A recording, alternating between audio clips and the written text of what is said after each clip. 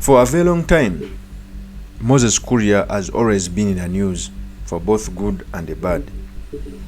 In fact, Moses Kuria has branded himself as a politician who speaks for the Mountain Kenya region.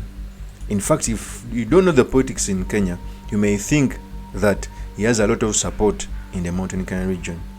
Yet it turned out to be not true. Because we all know support is shown when you are elected. Support is shown even when you lose the votes you get. For a very long time, Moses Kuria has branded himself as a person who speaks for the region. And whenever anything comes in Mountain Kenya which has news, he has to come out and engage in himself so that he can share the piece of news. Of recent, since the Deputy President has been making news around the Mountain Kenya region, Moses Kuria has come out to attack the Deputy President, thinking that it makes news. So in this episode, I've come to talk about the style of play of Moses Kuria, what he means for Kenyan politics, and most importantly, the study materials we can learn from the politics of Kenya. But before I do this, I want to let you know that if you're new to this channel, please subscribe.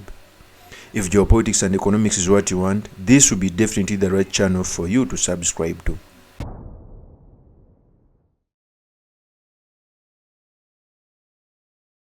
For nowadays, the Deputy President Rigathi Gachagua has come out to talk about Mountain Kenya unity. Among the very many people who are coming out to oppose, even out of the blue, is Moses Kuria. Moses Kuria, if you don't know politics, you may think that the Mountain Kenya people like him a lot and that he exposes the value they have. Yet it turned out not true. Why? In the 2022 general election, Moses Kuria stood as governor.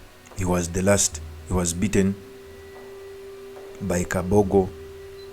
He was beaten by Jango Wainaina. Okay. He was beaten by Wamatangi and others. He was the last in an election with almost 24,000 votes in the whole county of millions of voters. So it shows you that Moses Kuria doesn't have an aura. Does not have a seat in the Mountain Kenya politics. That's the truth. And by coming out to attack Gachagua, he's trying to secure his seat in the Ruto's government, thinking that by attacking Gachagua, it will make him be in the news. Before I talk about this more, let me first give you the screenshot when Gachagua was calling out, when Moses Kuria was calling out the failure of the Deputy President Rigathi Gachagua. In a tweet, he said he graduated from the University of Nairobi in 1988. He became a district officer for 2 decades without a single promotion. His classmates and juniors have grown from strength to strength in position, stature, and exposure. From being a DO, he graduated into a PA, epic failure. That is the tweet which was written by Moses Kuria. In that tweet, you clearly see that he's describing Rigathi Gachagua.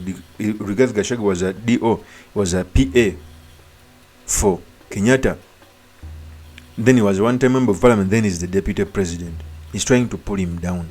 That is a failure. Not knowing that in Kenyan politics, if you compare Rigathi Gachagua to Moses Kuria, there is a lot of difference when it comes to politics.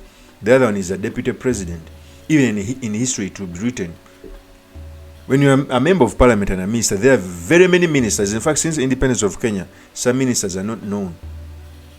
100 years from now, Rigathi Gachagua will still be written in the history books of Kenya as a deputy president, not as an MP, because very few MPs are written in the history. Moses Kuria should know that Gachagua is his senior. I know the leader for the 22 general election, every leader who thought that he was strong in the Mountain Kenya made a political party. I think that William Ruto would pick among them. Kabogo made a party. Moses Kuria made a party. Okay. They made a party thinking that William Ruto was going to pick amongst them. The former agriculture minister, Kimani Ngunjiri, if I'm not mistaken, made a party, but William Ruto opted for Gachagua. And I think William Ruto is not stupid for picking Gachagua. He is so very far. So by Moses Kuria coming on to want news is a bad thing, because we all know he doesn't have support in the Mount Kenya, which he frauds on social media after failing as a governor. That's the truth. That's why I'm saying that Moses Kuria wants a lot of attention in the news. Even when Ndidi Nyoro had some issues fighting with Gachagua, I don't think it was a fight. I've already said that Ndidi Nyoro was not a fight, was just fighting for space so that he can be recognized or to be the next minister in William Ruto's government. It was not a fight. Even Moses Kuria came in that fight. Whenever there is a battle of streamers, Moses Kuria fights hard to put his name. Yet we all know that Mount Kenya people don't want him. Moses Kuria, they don't want you. You are just a loud mouth. Because we all know that we are last in the gubernatorial race of Kiambu. At least we would have been second. But last, behind Kabogo, Jango Wainaina, Wamatangi, okay, and others. We were number 5. So you don't have a say in the Mount Kenya politics, just that you have a loud mouth. In fact, Moses Kuria is compared to Oscar Sudi when it comes to being a loud mouth.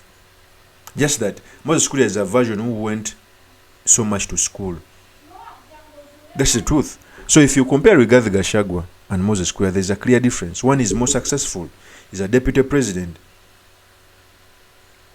In fact, trust me, if William Ruto is put out of the picture and Moses Kuria runs against the interest of Gachagua, he will be beaten hands down.